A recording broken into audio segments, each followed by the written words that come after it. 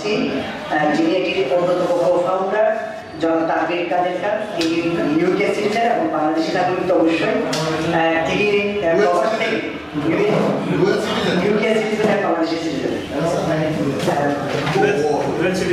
তানভীর কাদের খান তিনি লিখিত বক্তব্য পাঠ করবেন, তারপর সাহেব ভাই বক্তব্য রাখতে আপনি কষ্ট করবেন। দেখতে চাই আগামী বাংলাদেশ কেমন দেখতে চাই এই সংবাদ সম্মেলনের মূল বক্তব্যটি উপস্থাপন করার জন্য সবিনয়ে আহ্বান জানাচ্ছি বাংলাদেশ প্ল্যাটফর্মের সম্মানিত কনভেনার জনাব তানভীর কাদের খান। আপনি লিখিত বক্তব্যটি পাঠ করবেন।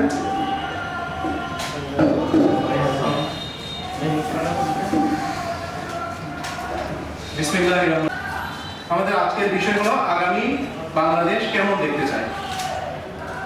প্রথমত আমি জানাতে চাই আমাদের প্ল্যাটফর্মটি সম্পর্কে। আপনি এখানে ডেজিগনেশনটা বলুন, এই প্ল্যাটফর্মের কি? আমি এই প্ল্যাটফর্মের আহ্বায়ক।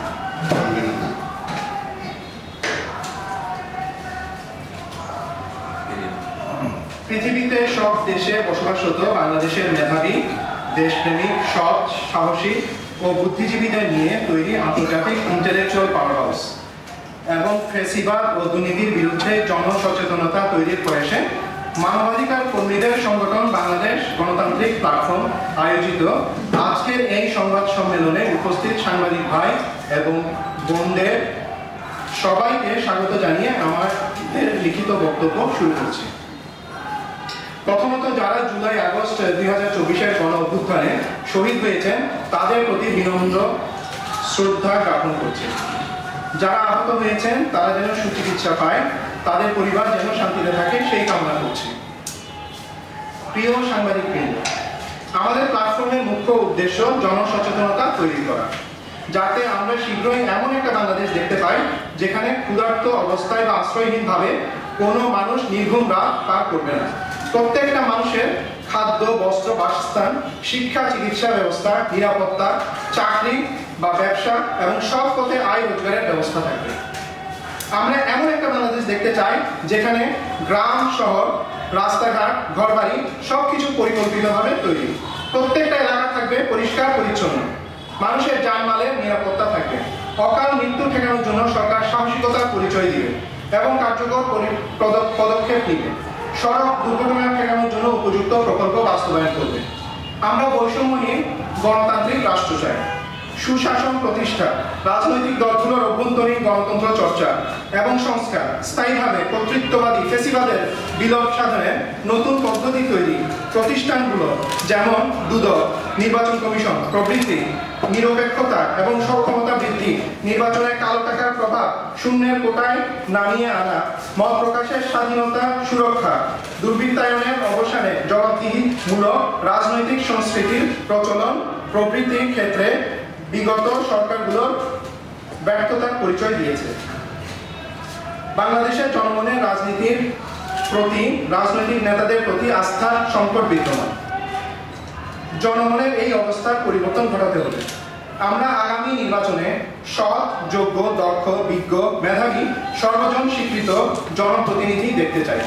আমাদের প্রত্যাশা বাংলাদেশের জনপ্রতিনিধি নির্বাচিত হওয়ার জন্য যারা প্রতিদ্বন্দ্বিতা করবেন তাদের সকলের আত্মজীবনী জনসাধারণের কাছে উন্মোচন করবে সরকারিভাবে জাতীয় সংসদ নির্বাচনের অন্তত 6 মাস আগে। তারা কিভাবে শুরু থেকে শেষ পর্যন্ত অর্থ উপার্জন করেছেন সেটাও জনগণের জানার অধিকার আছে।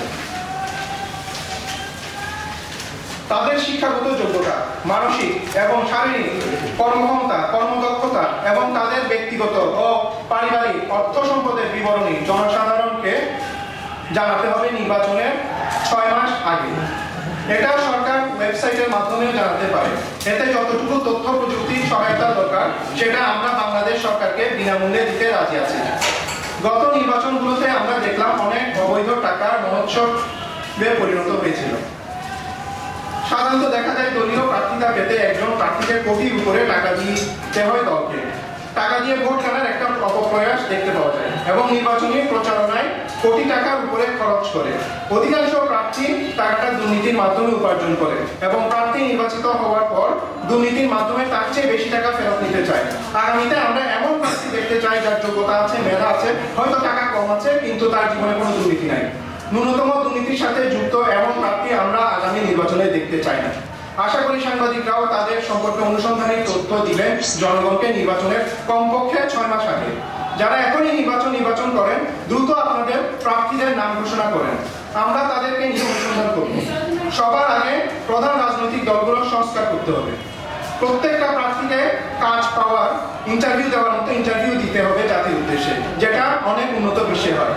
টেলিভিশন, রেডিও এবং সোশ্যাল মিডিয়ার মাধ্যমে সেটা প্রচারিত করতে হবে। প্রতিপক্ষ রাজনৈতিক দলগুলোই তাদেরকে জেরা করে পরীক্ষা নিতে পারে, যেখানে গণমাধ্যম কর্মীরাও সক্রিয় ভূমিকা পালন করবে।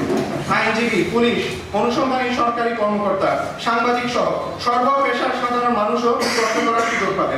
প্রত্যেকটা প্রার্থী নির্বাচনী বিতর্ক অনুষ্ঠানে অংশগ্রহণ করবে অপর পক্ষের প্রার্থীদের সাথে। উন্নত দেশগুলোতে দলনেতা এবং রাষ্ট্রপ্রধান হয় বিভিন্ন রকমের পরীক্ষার মধ্য দিয়ে, যার মধ্যে আছে শারীরিক, মানসিক, মেধা, নৈতিকতা ও কৌশলগত ক্ষমতা। আমরা এই ধরনের গুণগত পরিবর্তন বাংলাদেশে দেখতে চাই। পরিবারতন্ত্রের অবসান ঘটিয়ে দলের অভ্যন্তরীণ গণতন্ত্রায়ন সমুন্নত করার মাধ্যমে নেতৃত্ব নির্বাচন এখন সময়ের দাবি। তৎপরিবর্তিতে গণতন্ত্রের জাতীয় সংসদ নির্বাচনে জাতি তার রায় দিবে। আমরা যতই সংস্কারের কথা বলি, রাজনৈতিক দলগুলোর মধ্যে যদি সংস্কার করা না যায়, তাহলে অন্যান্য সংস্কার টেকসই বা কার্যকর হবে না। যারা ক্ষমতায় যাবে তারা তাদের সুবিধা মতো সংবিধান রচনা করবে, তাদের মতো করে দেশ চালাবে। আমরা দুর্নীতিমুক্ত, বৈষম্যহীন গণতান্ত্রিক রাষ্ট্র চাই, আইনের শাসন চাই, যেখানে নিরপরাধ কোনো ব্যক্তি সাজা হবে না। বছরের পর বছর ঝুলন্ত মামলা মোকদ্দমার কারণে বিচারের আশায় মানুষ নিরাশ হবে না, মানুষ অকাল মৃত্যুতে জীবন হারাবে না। একটা জীবন তার পরিবারের কাছে কতটা মূল্যবান সেটা জাতিকে বুঝতে হবে। আমরা বাংলাদেশের সর্বস্তরের জনসাধারণকে জানাতে চাই, অনুগ্রহ করে আপনার সবচেয়ে মূল্যবান ভোটটি কোন রাজনৈতিক দল, দলের নেতা কিংবা দলের প্রতীক দেখে বা বিচার করে প্রদান করবেন না। যোগ্যতা, সততা, নৈতিকতা এবং প্রার্থীর মেধা ও দেশের মানুষের প্রতি অবদান বিবেচনা করে আপনার ভোট দিন।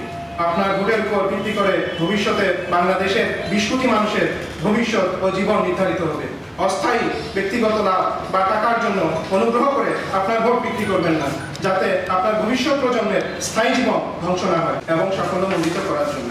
ধন্যবাদ আনতে বাংলাদেশ গণতান্ত্রিক প্ল্যাটফর্ম।